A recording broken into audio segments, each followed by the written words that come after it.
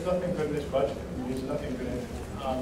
Basically, in terms of the impact, first of all, I want to underscore a point that Jim made. The shifting of burden and responsibility to local governments means that this story is not done, right? So in other words, over the next weeks to months, you're going to have this trickling death by 1,000 cuts announcements at county boards of supervisors, at city councils, at schools, boards of school districts, all over the state. Cuts, cuts, cuts, cuts, cuts. So it's another wave of this stuff coming, and another shoe coming. In that wave, underscoring the senator's point, the worst about us will get intensified. And the worst about us means that those that are most easily scapegoated will get scapegoated even more than they traditionally have been scapegoated. Right? So that's immigrants and undocumented.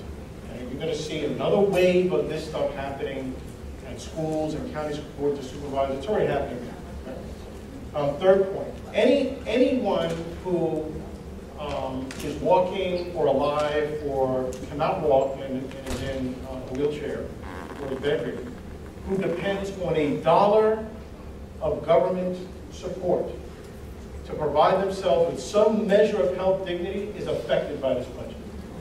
No one is left untouched. If you use a community health center, a homeless shelter, a domestic violence shelter, if you have HIV/AIDS, if you're a kid without health insurance, no matter who you are, this is a scorched earth budget. This is a Hiroshima bomb on the health safety net. No stone has been left unturned. I mean, I'm not being hyperbolic about that. That's what the data says about what's in this budget.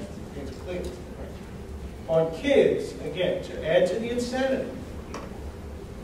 So, and I need to read this because it's kind of, so 2001, when we started our work as a foundation on uninsured kids, there were 1.5 million uninsured kids.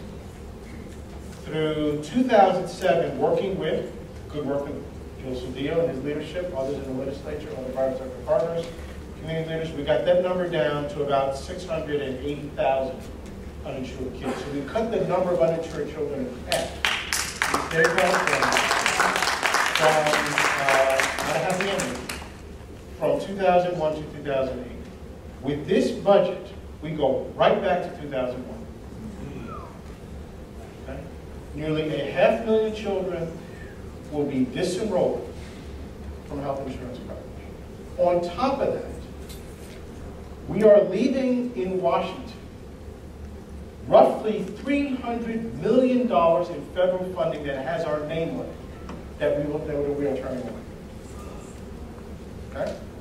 So that's, I can't put a smiley face on anything in here. And I just hope that what maybe it will trigger, it'll help, hopefully help in the programs.